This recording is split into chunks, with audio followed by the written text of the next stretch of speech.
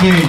Нека посрещнем с едно мощно ръкопляскане за Господа, нашия брат Недко от Карнобат. Той ще води другата част и ще помоля всички, нека заемем нашите места. Заповядай, пасторе. Нека водителството на Духа, нека Святия Божия Дух бъде свободен в теб и ти да бъдеш и цялата тази вечер движим от Духа за назидание на Неговата църква. Ела тук на църква. Алелуя! Алелуя! Благословен Господ да те благослови. Привет от Господа за вас. Амин. Амин. Когато влязах в начало, почувствах едно огромно помазание. Амин.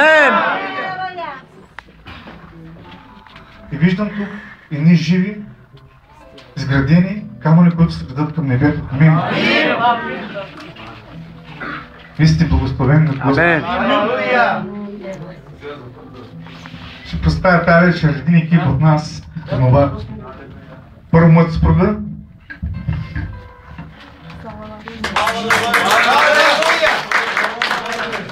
С когото работим заедно, сестра Пепа.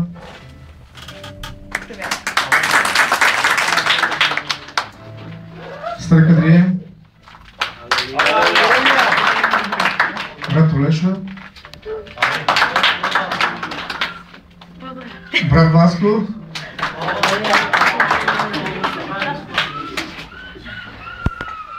Всичко от Господ и за някаква от слава. Бог е вложил това желание тази вечер да бъдем заедно. Амин. И аз ще помоля Господ тази вечер да бъдем в едно обединение. Да зикнем към Господ в моление. Нека всичко това, което и цяло в нас, да го разположим в алтарът на Святия Дух. Амин. Халелуя, нека се помолим. Боже, тази вечер да ни вдъхновим, Господи. Нуждаем се от Теб. Нуждаем се от Тебе, Боже. Да изливаш наистина помазание от небето за нас.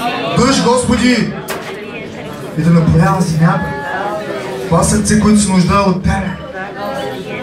През свят, Татко мой, прочупвам от името на Отца си на Святия Дух всеки пролом, всеки план на лукавия.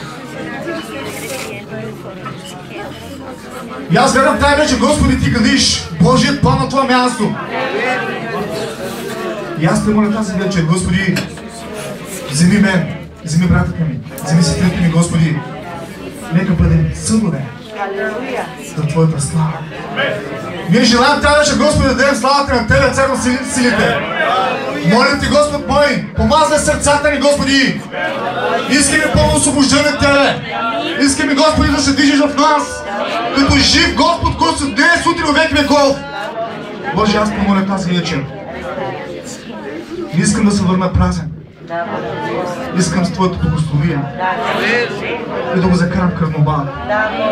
На моите братя, на нашите домове, Господи, че има, Господ, тук това място. Живи камъни, които се ведат към небето, към целта на спасение. Боже, аз Ти благодаря, че мога да се среща с правилни хора и да бъда насърчен. Отче, аз се благодаря, че Ти си живия в нас. Да бъде славно от сега до века, Господ. Благословено да бъде. Ще спеем една песен за славата на Господа, понеже искам да се звъним първо, че хвалението не е с нас. Но обещаваме втори път, брат Петро ще е с нас. Алелуя! Ще спеем една песен за славата на Господа, колкото можем да пеем, нали така? Всичко е за Господа. Дори да пеем фалшиво, Христос сташе по приеме. Сега зори.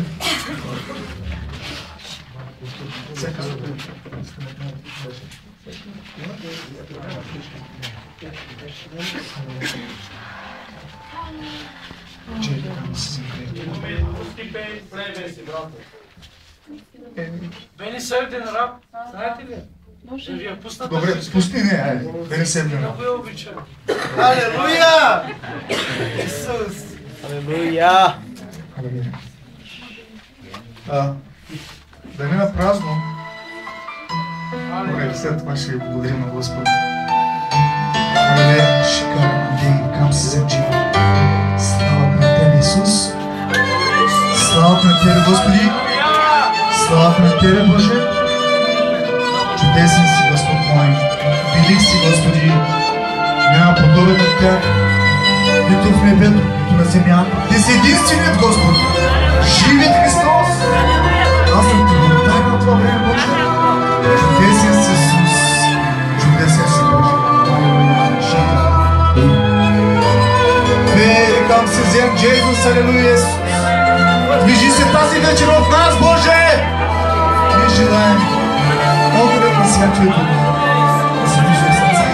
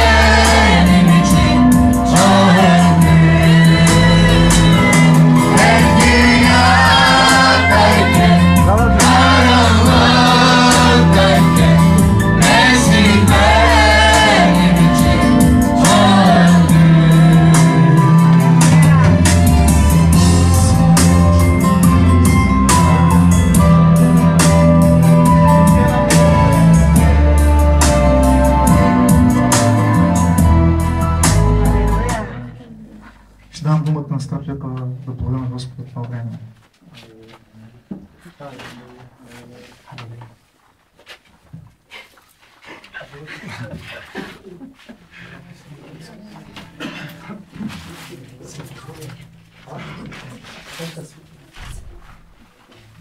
Дайте един микрофон на сестричката да може да лега за тебе страни. Алелуя!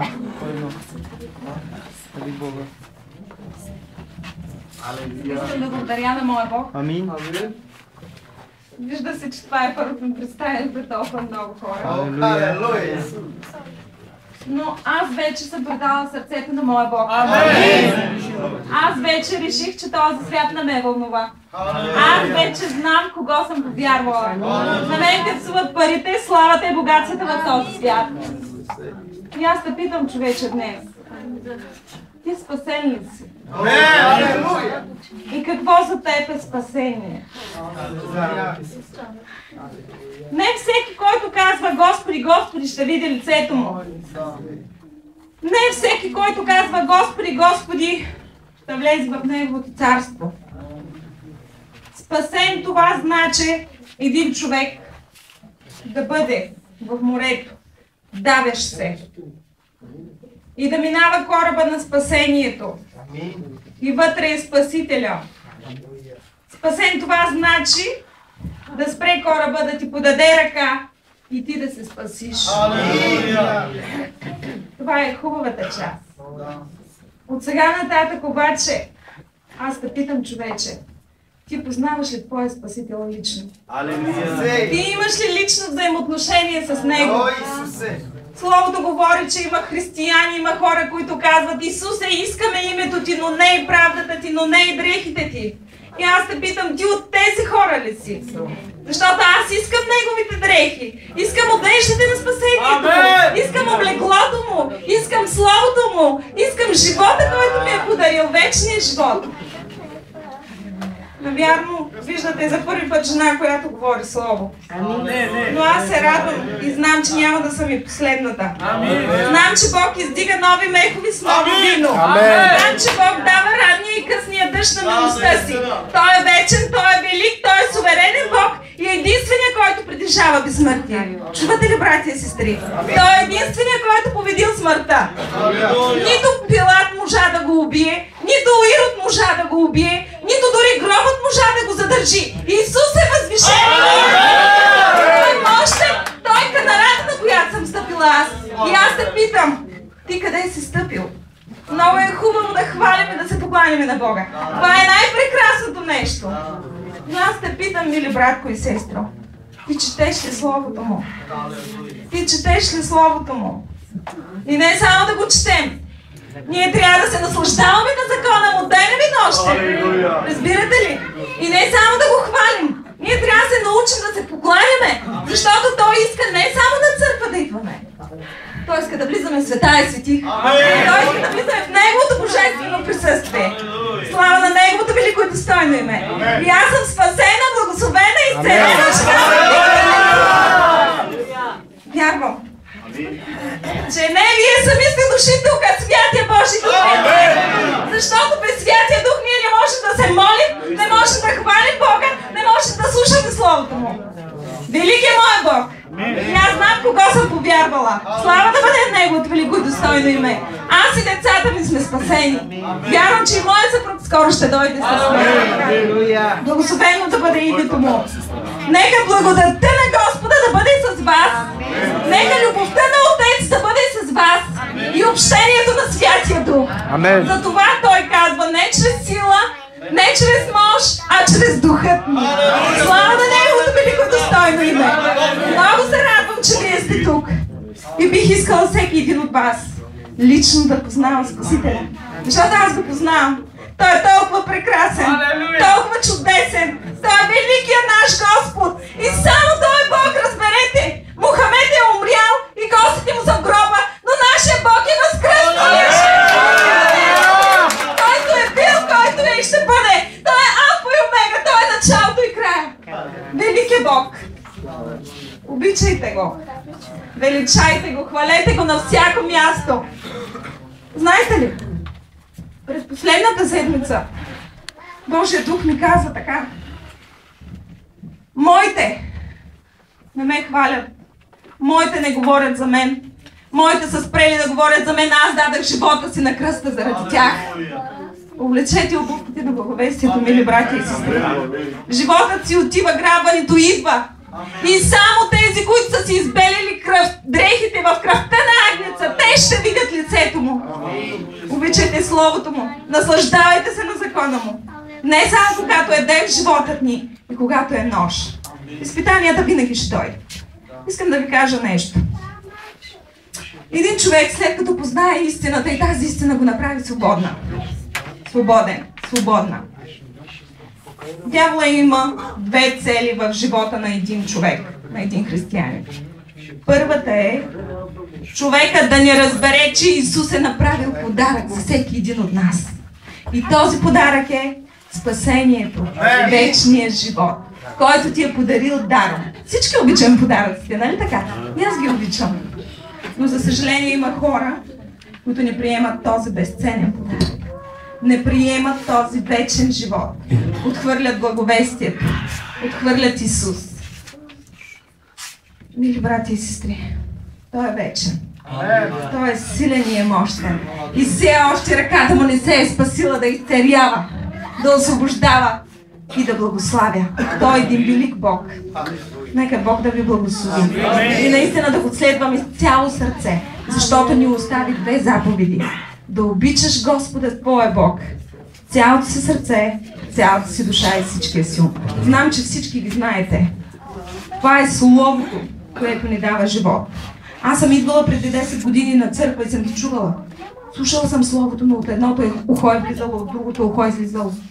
Мили брати и сестри, молете се Святия Дух да ви отвори извинявам се, очите за духовната слепота, защото е най-лошо човек да е духовно сляп. В момента ние се намираме в един период, наречен Лаодикия.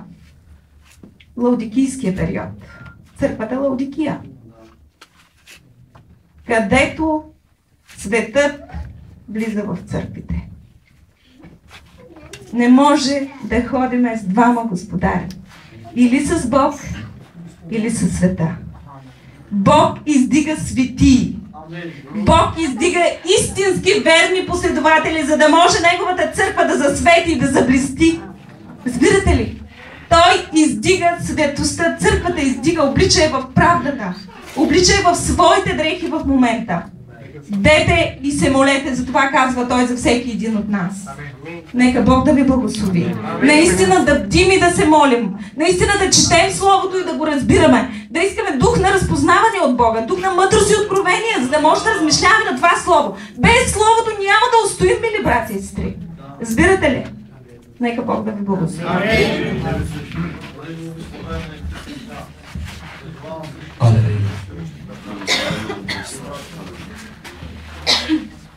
Мислех се страх да гледам говоря на Господа това. Че съм това място. Вян был най-вече. Църквата на Филаделфия. Амин.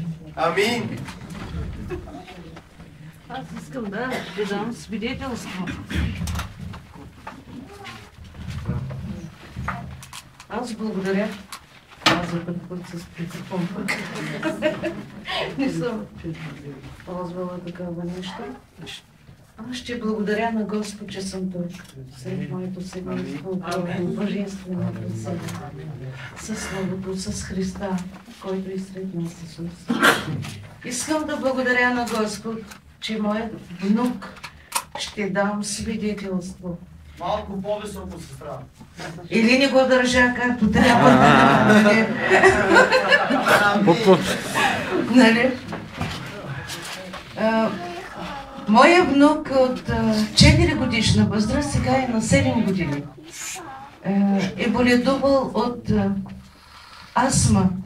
Това детенце е бил всеки месец на болницата. Стигахме успешност в Бургас. Да, от 1 година, както една вечер той ми каза: бабо, искам да отидем, но искам молитва, искам да се молим. Добре, така и направихме. Брати и сестри, моето внуче от 1,5 година, той е изцерен с чисти дробове. Той няма астма. Той е освободен и изцерен в раните на Исус. И аз благодаря на Господ. Защо? Защото това детенце, бих казала, е много наронено. Много изпадаше така в един стрес от болница и лекари. Оставаше без въздух. Но благодаря на Господ, че Той го избави, изцели и освободи от всяка една болест. Както говори Писанието, ние сме изцелени, освободени от всяка една болест. в името на Исус. Кръвта на Исуса, раните на Исус сме изцелени, Господи. Благодаря на Господ. Аз няма да говоря друго. Благословени бъдете, нека благодата, мирът, любовта, мъдростта на Исуса Христа да бъде с всички вас. Алелуя. Благодаря ви.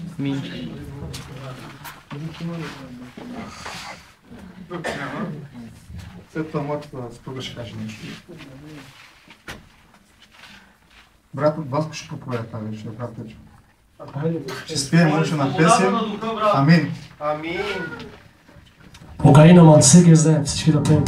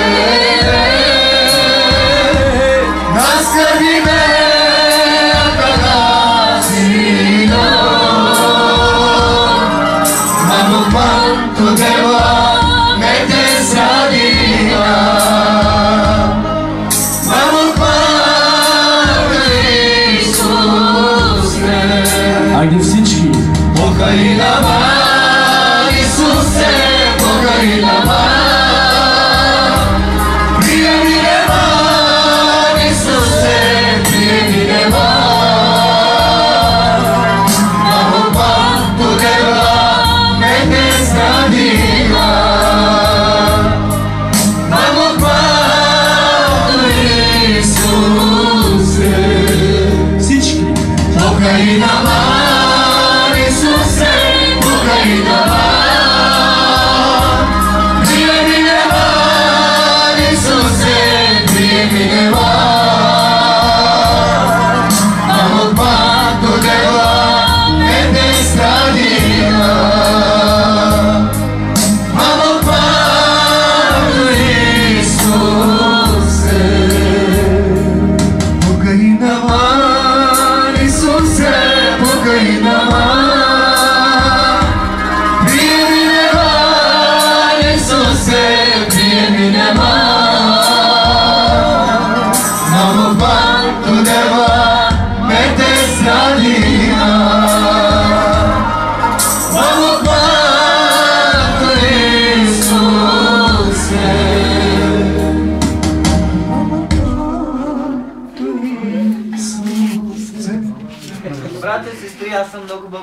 на Господа. Амин! Бог не веднъж ми е дал нов живот. Имам микрофон. Падал съм в басейн с вар. На морето буквално аз бях умрял, Бог ми даде живот. Скелита са падали върху мене, железни скелита. От високи скали съм падал. Оня ден от 3 метра височина паднах. Знаете ли, Бог в Божието Слово казва, когато аз съм с вас, нищо не може да бъде против мен. Благодаря на Господа, че тези слова, тези не са само написани за да се четат. Това трябва да се живее, защото това е истината за нас. Слава да бъде на Господа. Благодаря на Бог, че сме тук тази вечер. Благодаря на Господа. Знаем ли тази вечер колко сме ние прекрасни? Просто Божията радост е навсякъде. Който повярва в Него, казва, ще има вечен живот. Слава на Господа, че ние сме тук. Нека да се молим и за онези, които са отвънка. За онези заблудените. Аз представям нужда на първия ми братовчет, жената вчера сутринта роди близначета на 7 месеца. Едното почина, момчето почина, остана момичето на много критично състояние. До 2 дена ще се реши живота на децата. Аз оставам в ръцете на Господа, аз вярвам, че моят Бог е милостив. И аз знам, че моят Бог наистина ще направи така това детенце да живее. Слава, че се почи да бъде на Господа. Благодаря на Господа, брати и сестри, че сме на това място. Бъдете благословени. Нека Бог да ви благослови всеки, който е прекрачил този праг. Кой с какви нужди е дошъл пред Господа, Господ да ми отговори на нуждата, защото Господ е казал, търсете и ще намерите, похлопайте и ще ви се отвори. И ние тази вечер искаме това на всеки брат, на всяка сестра, да е отворена нуждата. Благословени бъдете, брата и сестри. Аз искам да ви дам едно свидетелство. Преди 2-3 години моя големия син беше на 19 години. Имаше едно дете. Взема мишешка отрова, брата и сестри. Не знам поради какво и все още не знаем поради какво е спил тази мишешка отрова. И когато се звечери, снахата каза на мене, майко, вика, пък мъжа ми вика, взема в чашата, разтвори тая мишешка отрова и спи. Викам, как може това нещо, викам? И тя вика, да, ето пи, и ми показа отровата. С тая отрова, брата и сестри, той беше 2 дена. Когато го закарахме в Бургас, брата и сестри, в шоковото те казаха, че всеки момент може да потече от очите му, от носа му, от всякъде да извира кръв. И тогава аз паднах на колене пред доктора и почнах да се моля. И аз викам, Боже, как ще оставиш моето дете да се отива, викам. Той има, викам, едно детенце, моля те, съжали го, има млада жена, викам. И паднах, брати и сестри, и се молих. Тогава той започна да се съвзема. И после, брата и сестри, когато го включаха в системи, той по-лошо взема да става. Взема да изключва системите, взема да буйства вътре. И просто лекарите казаха, той не е в себе си. И после, брата и сестри, не изхвърлиха вънка, защото той искаше да вземе това системата и да атакува лекарката. Да удря. И мене ме изхвърлиха вънка и аз чаках вънка. И тогава изхвърлиха обаче отидахме при този доктор, който го лекуваше. И аз почнах да плача пред него и казвах, докторе, викам, моля ви се, съжалете го, той не е в себе си. Ако е в себе си, ще прави ли такива неща, викам. И на сутринта той доктор навзема и насложи в една стая и аз се обаждам на мъжа ми, викам, нетко, викам, тъй е работата, викам, ела, викам, да напребереш, викам, от него, викам, нищо няма да стане. И лекарите казаха, че всеки момент може да умре. Това е мишешка отрова на хапчета, от най-сънните хапчета. И тогава мъжа ми идва да навзима и казва, как ще направим сега, къде ще го доведем, вика, това дете. И говориш с лекаря и лекаря каза, не знам, вика, от него, вика, няма да стане нищо, вика. И през нощта ние го водим в Сливен, брата и сестри. И когато той лекар го видя и той каза, момче, вика, не знам, вика, всеки момент, вика, може да умре, вика, синът ти. До сутринта, вика, може да умре. И ние се пребрахме даже и той беше с нас. Се прибрахме и сутринта викам, ще отиваме при него да видим какво стана, що стана с него. И сутринта потегляме към Сливен и той като се обади на лекаря и лекаря каза, момчето почина. Братите и сестри, ние нямахме сили даже да се движим, даже да седим в колата. Благодаря на нашия мил Бог, че той е чудесен, брати и сестри. Той винаги помага, той винаги подава ръката си на време. Благодаря му от сърце и душа, от дълбини си на сърцето си. Той винаги ни помага, винаги ни измъква, брати и сестри. Защото те бяха двама момчета. Едното момче беше изпил... Печност, пак отрова, печност. Печност отрова беше изпил, а това момче беше починало тук. А нашето момче беше живо и здраво, брати и сестри. Благодаря на Господа от сърце и душа. Той е велик, той е чудесен, брати и сестри. Той никога не остава своите си чада. Благодарете ми и се доверите на него. Благодаря му от сърце и душа.